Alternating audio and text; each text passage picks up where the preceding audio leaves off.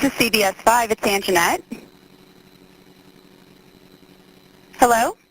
Hello, this is a collect call from Brandon.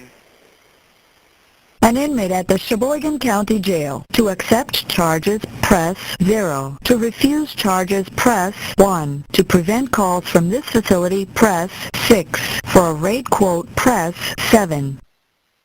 Hello, this is a collect call from Brandon. This call is subject to monitoring and recording. Thank you for using Evercom. Oh?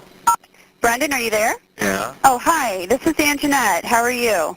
Good. Good. Okay, well, I'm going to put you on hold for just a second, okay? I'm going to transfer you into another room. Is that all right? Okay. Okay, if we get disconnected, will you call back? Yeah. Okay, just a moment. Yeah. I promise. Okay, bye.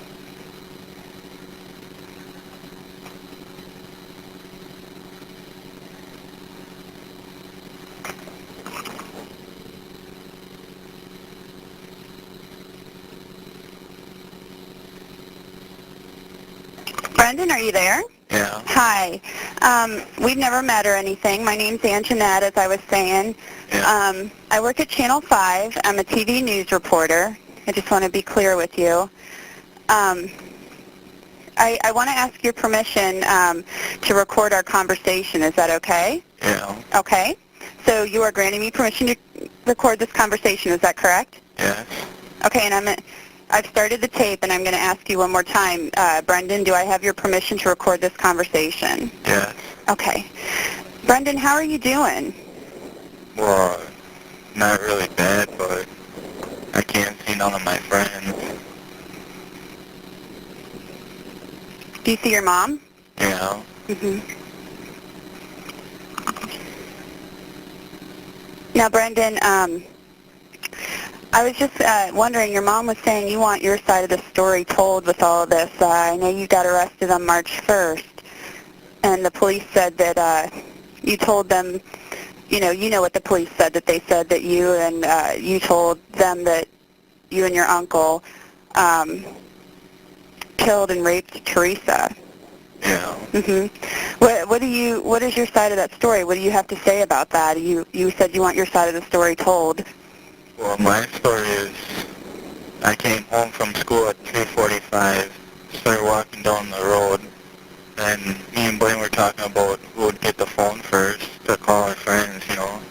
And then we went in the house, Blaine, he called his friend first, and while he was talking to his friend, I was playing PlayStation 2, and I waited for a little bit, and then at 5 o'clock or about that, my mom came home and I talked to her, and she said she had to leave to go to the hospital with Scott.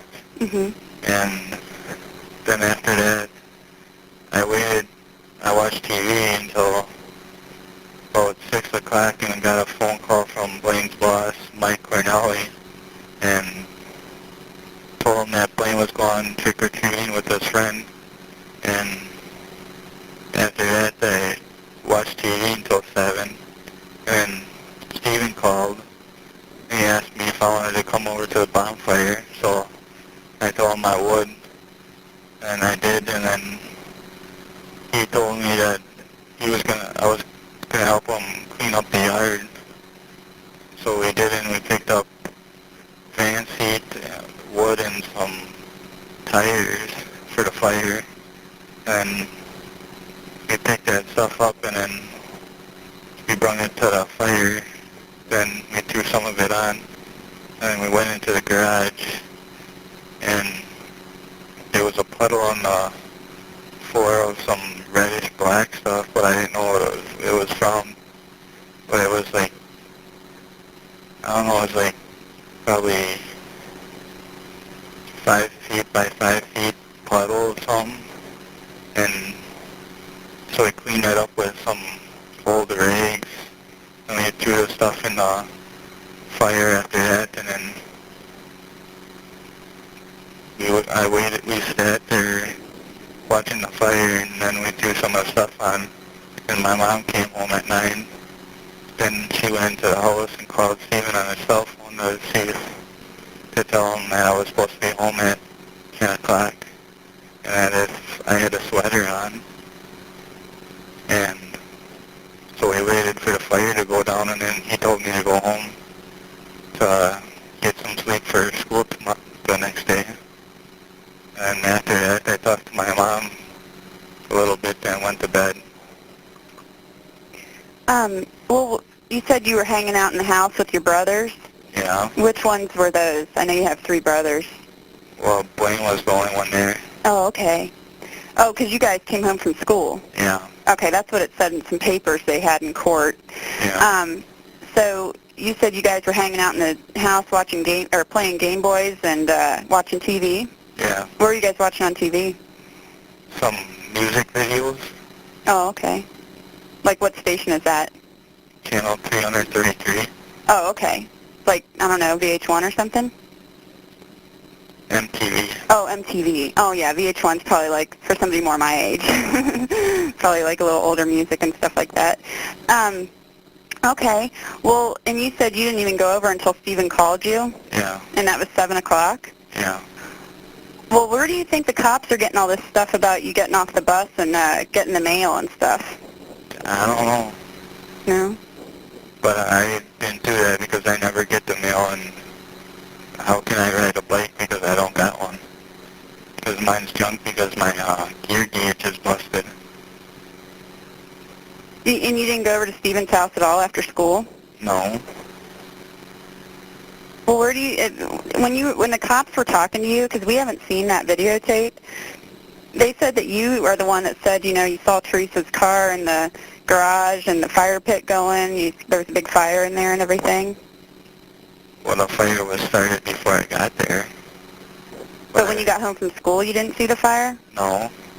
And you didn't see Teresa's car in the garage? No. So how did this all go down that they said you said all this? Well, they, said some stuff, and they asked me if it happened or not. But I would say, sometimes I would say no, then they would say I was lying or something. But that one cop, he was up there testifying, he said you provided all the detail. Not really. Well, what is that? What do you mean, not really? Well, some of the stuff I gave, but some of the other stuff wasn't true. Oh, well, what did you give them? Well, when they asked me what I did all over there, and I told them that I was just over to the bonfire the first interview, and they said that the next day, the time that they arrested me, that they knew all the stuff that happened. Mhm. Yeah. So did they said that you said that Stephen answered the door all sweaty and kind of half naked, and that he took you down the hall and Teresa was, you know, on the bed with shackles and handcuffs. You didn't say that? No. Where did they get that you said that? I don't know. Do you think if I went to the cops, Brendan, and said, hey, we need to do a story on this, and, you know, why don't you let us watch the tape? We won't put it on TV or anything, but maybe we could just view it. You wouldn't be saying that? You wouldn't be saying you saw Teresa shackled and handcuffed to the bed? Not really. Not really? No. And you didn't have sex with Teresa? They said that you had sex with her? No. And that she was, you know, screaming for help and, you know, saying Brendan, or, well, I guess she didn't know your name, but she was saying, you can stop this, you know, crying, you can stop this, you can stop this. Yeah. And that she was begging you to save her. Well, I know, I never seen her in my life besides that one day when she was on the news, when she was missing. Because my mom called that one day and told me to turn on the news and watch it because she was a little late. Because she was what? She was a little late she was coming home from work. Mm-hmm. So she told me to turn it on before she got there to see what was on. Mm-hmm. Well, did you feel like when these cops were talking to you that they were mean to you? yell at me sometimes. They yelled at you? Yeah. Which one of them yelled at you? I can't remember, but the one was up north when they interviewed in November. Mm-hmm. One of them swore at me. Oh, really? You Yeah. don't remember his name? No. Okay.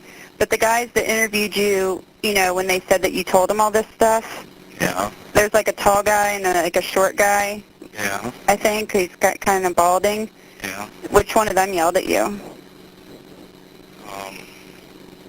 Mark, I think. Mark? Yeah. Okay. And the judge, what did you think about all that stuff the judge said? The judge said he thought they, you know, were nice to you and everything. I don't know, maybe he's lying or something. The judge? Yeah. He said he watched the tape and everything.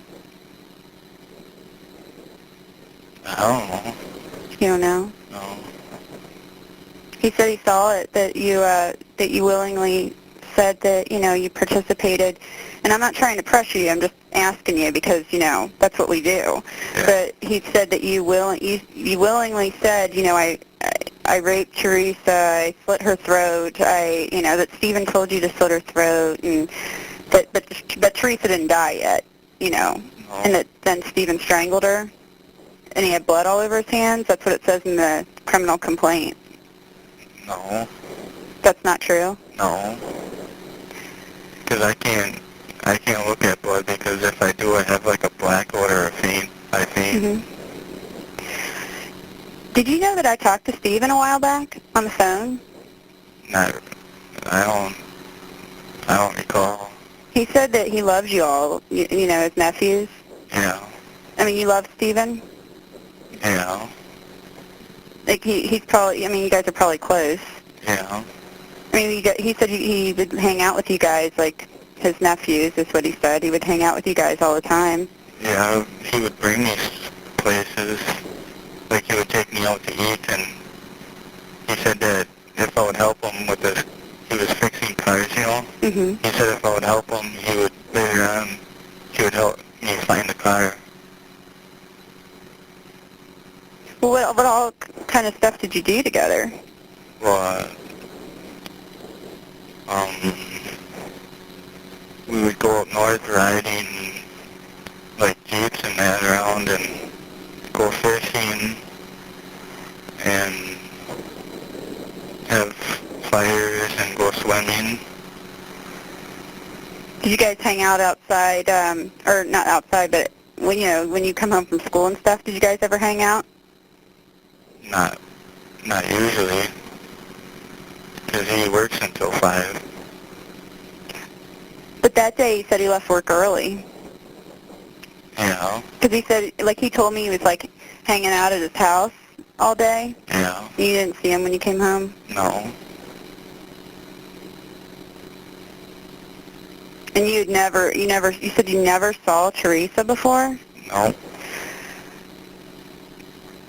I was talking to your attorney yesterday, and he just briefly mentioned that there had been some discussions back and forth, and then I guess he told another station that, you know, there's something about you pleading guilty, and maybe testifying, I guess, against Stephen. What do you think of that? Well, when they interviewed, I was a little nervous, and because I'm shy a little bit, and that, and I don't know.